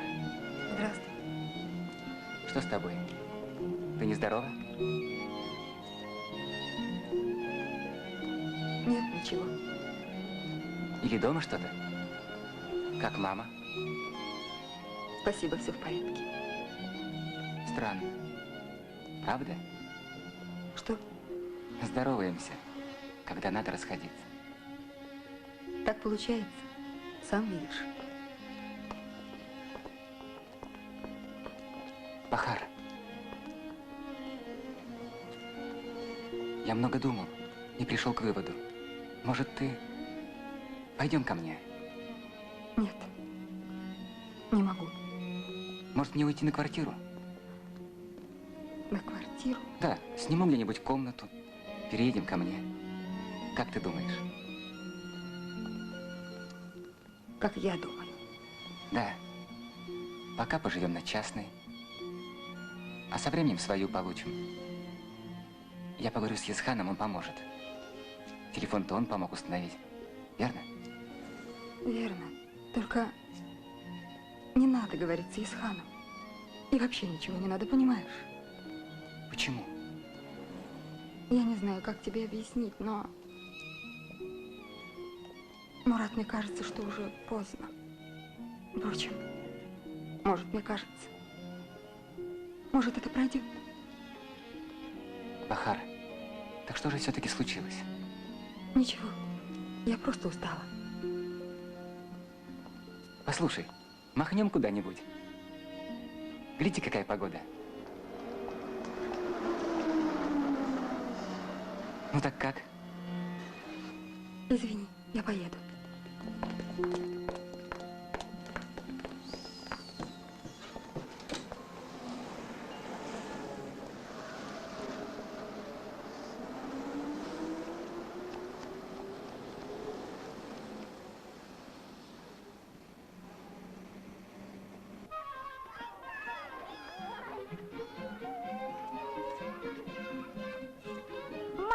Мам, купи мне красивую куклу, большую, с меня ростом. Так у тебя же есть, доченька. И большая, и маленькая, у тебя же много кукол. А у большой куклы некрасивое платье. Я хочу, чтобы у нее вышивка была на фартуке. Ладно, я тебе вышью колокольчики и ромашки, хорошо? Хорошо. Пойдем. Папа, и я хочу, чтобы на моем школьном платье была вышивка. Много ромашек и колокольчиков, и фартук с вышивкой, как у моей куклы. Хорошо, хорошо, Сильбишка. Я вышлю тебе красивые узоры. А шьют же мамы.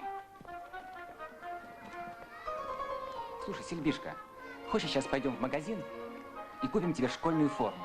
Да. Пошли тогда, пока магазины не закрылись.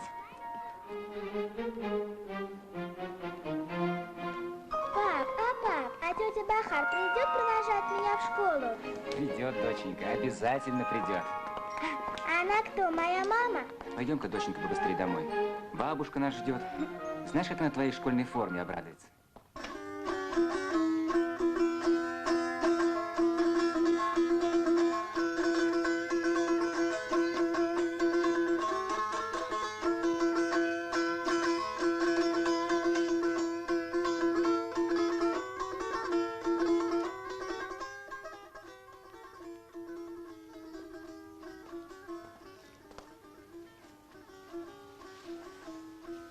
Ты еще не собралась?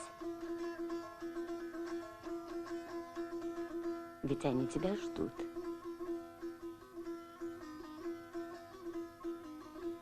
У Жоры такой день. Нельзя друзей обижать.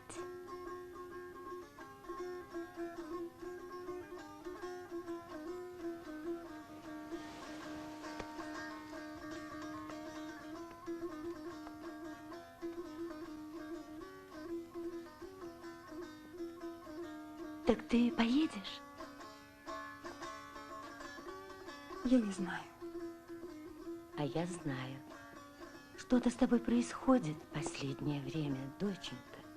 Затаилась, замкнулась. Беда какая? Поделись. Не чужая ведь.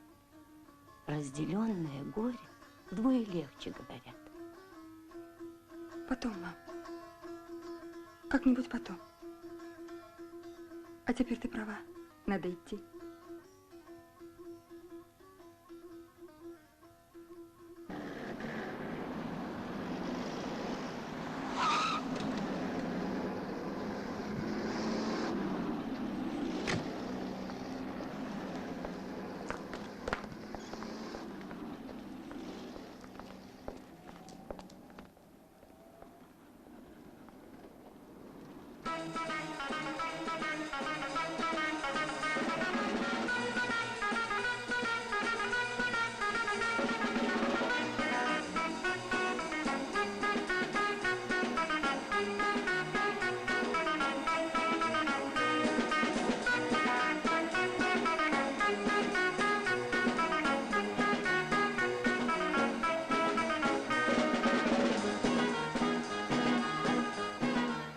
Что я хочу сказать? Все мы очень многим обязаны ему. Может быть, кто-нибудь сочтет, что я преувеличиваю, но это же правда. Сегодня я защитил диссертацию, верно? А чья это заслуга? Его. Кто лабораторию в отдел превратил? Он. А отдел в целый институт? Опять он. Прав я? Ну, прав. Знал бы, не предоставил бы тебе слово. А ты молчи. Там мы тебя слушали, а здесь ты нас послушай. Так, авторское свидетельство Мурада. Тоже его заслуга. Лишаю тебя слова. Минуточку внимания, товарищи. Слово имеет Ага Балыевич. Регламент 5 минут. Оратор явно не готов. Товарищи, Бахар Клычевна, просим вас, Бахар Клычевна, пожалуйста. Здравствуйте. Садитесь. Как я уже сказал, очередной оратор явно не готов. В связи с этим предлагается тост. Прошу вас, Бахар Клычевна. Потом. Дайте высказаться человеку. Ага Балыевич, прошу вас. Надеюсь, вы уже отцепились?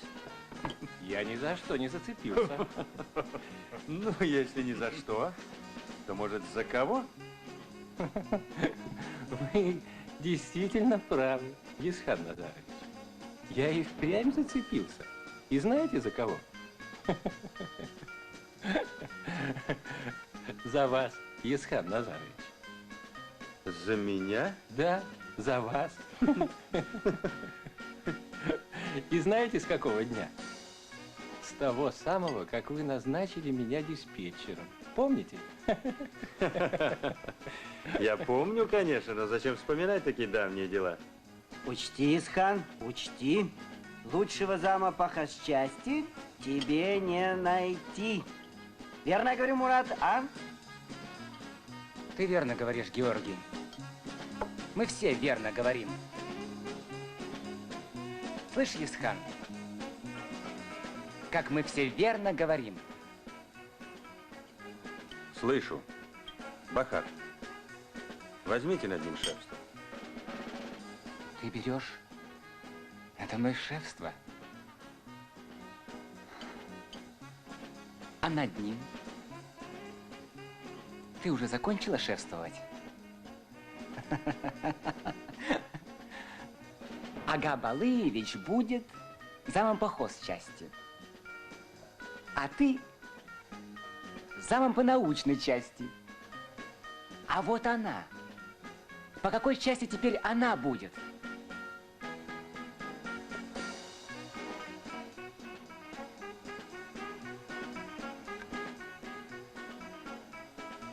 Не кажется ли моим дорогим коллегам, что здесь делят шкуру неубитого медведя? От фимиама, что вы скурили в честь нашего многоуважаемого шефа, становится душно. А некоторым даже дурно. Хочется воздуха. Свежего, чистого.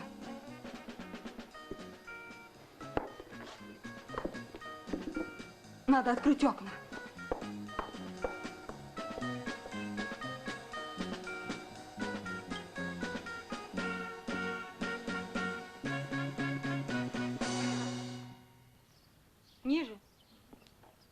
Еще пониже. Понятно. Стоп. Бахар Клычевна, где мне найти Мурада Сапаровича? А почему вы меня спрашиваете об этом? Просто думал, вы знаете. Не знаю. Мать его пришла с девочкой. Говорит, он дома не ночевал. Девочки в школу на первый звонок, а его нет. А где же он может быть? У кого не спрошу, никто его не видел. Может, в библиотеке сидит? Пойду погляжу. Может, он на ученом совете? На совете нет, я смотрел. А как там дела, Ага Балаевич? Да, воюют.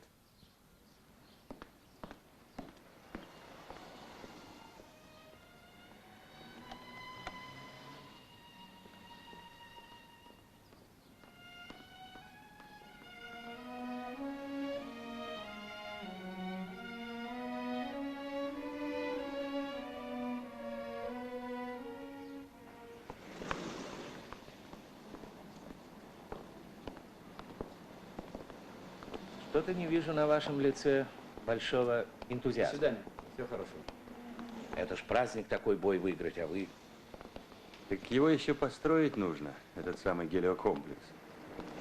А я вот взял и растерялся. Ну, не соображу, с чего теперь начинать. Теперь разворачивайся. Твои тылы, как обычно, на мне. А ты хитер, братец. Ведь знал, что не пропадешь, когда не пошел ко мне в главное.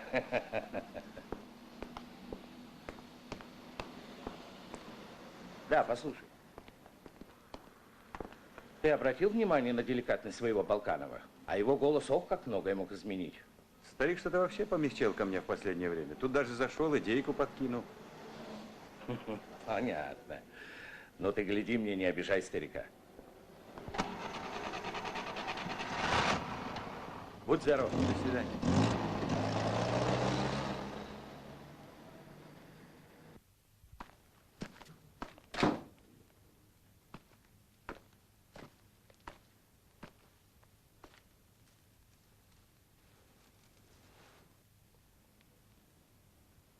Кто ко мне пожаловал? Здравствуйте, Вадим Николаевич. Здравствуйте. Здравствуйте. И давно вы меня так наблюдаете? Да уж минуты две. У вас было такое вдохновенное лицо, что я просто не рискнул мешать вашей, здрасте, садоводческой деятельности. Спасибо. Понимаете, приготовь нам чайку. Хорошо. Понимаете, Вадим Николаевич, прочитал я тут статьи Хатамова и набрел на одну интересную мысль. Какую именно? Пойдемте к столу. В новом комплексе, как вам хорошо известно, предусматривается наличие гелиотеплиц. Да-да. Старые их типы наверняка не подойдут. Тут нужен принципиально иной подход. Ну, например, создание теплицы с замкнутым влагооборотом. То есть теплицы-опреснители. Но это целая проблема и весьма интересная. Верно. Проблема любопытная. Тут, по всей видимости, для целой лаборатории работы хватит. У меня кое-какие наброски по этому поводу уже есть. Взгляните, Вадим Николаевич. Что скажете?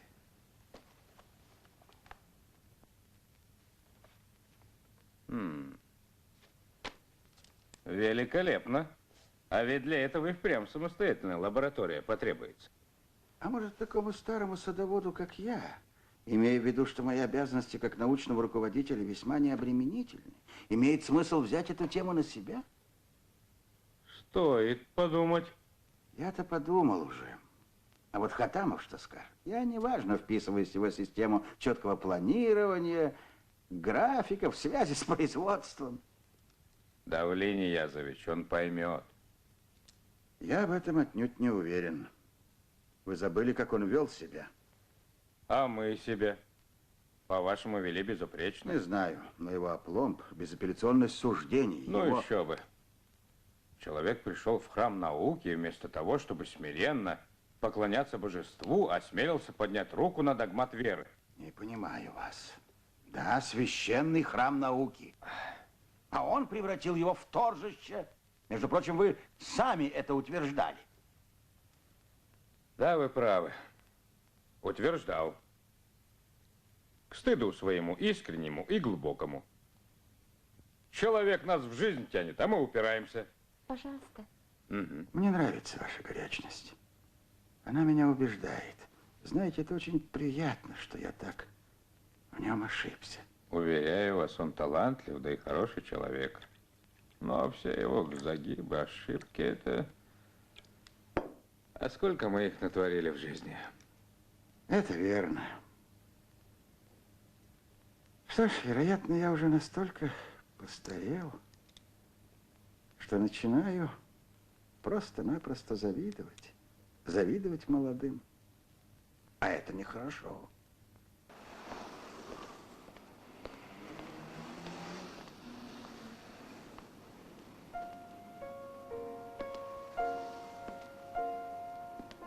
Бахар?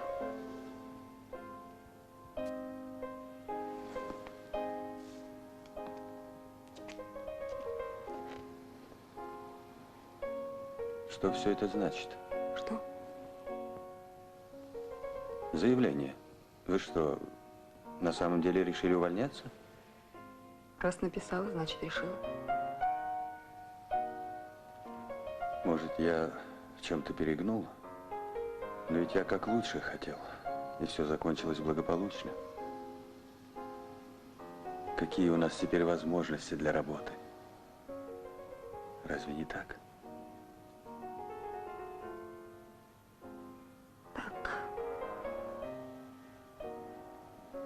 Вы не думайте, я не совсем уж глух, Бахар. Понимаю, что это я виновник вашего ухода. Но и вы поймите, ваш уход — удар для Мурата.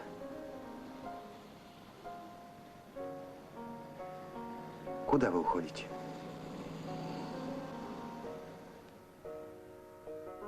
Куда-нибудь. Зачем? Зачем? Если бы можно было все вот так просто взять и сказать.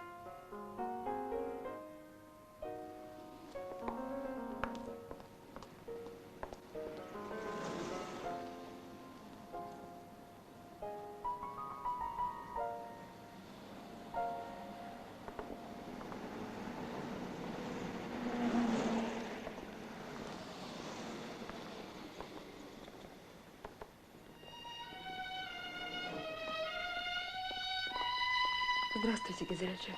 Здравствуй, Бахарджан. Прости, милая, я должна была тебя увидеть. Мурат стал совсем другим. Я его не узнаю. Мы все стали несколько другими. Он всегда был со мной такой ласковый, разговаривал. Про работу, про друзей рассказывал. А сейчас, как чужой в доме, я его совсем не понимаю. И вы полагаете, что я во всем виновата? Что ты, доченька? Что ты? Это моя вина. Я думаю, лучше ему не видеть меня. Если захочет, пусть придет проводить. Я на днях уезжаю. До свидания.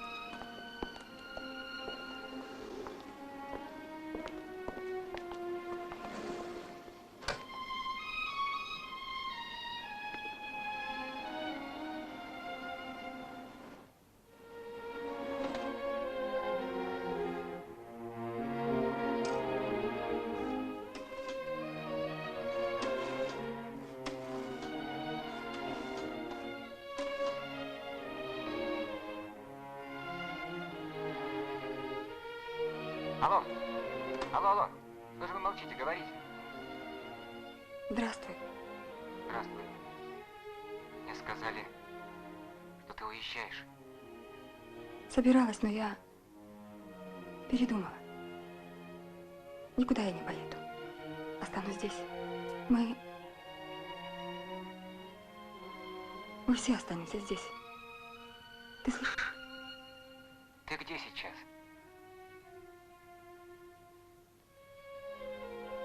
На углу Махтумкули и Мира. А что? Я беру такси и через 10 минут приеду. Стой и жди меня. Будешь ждать?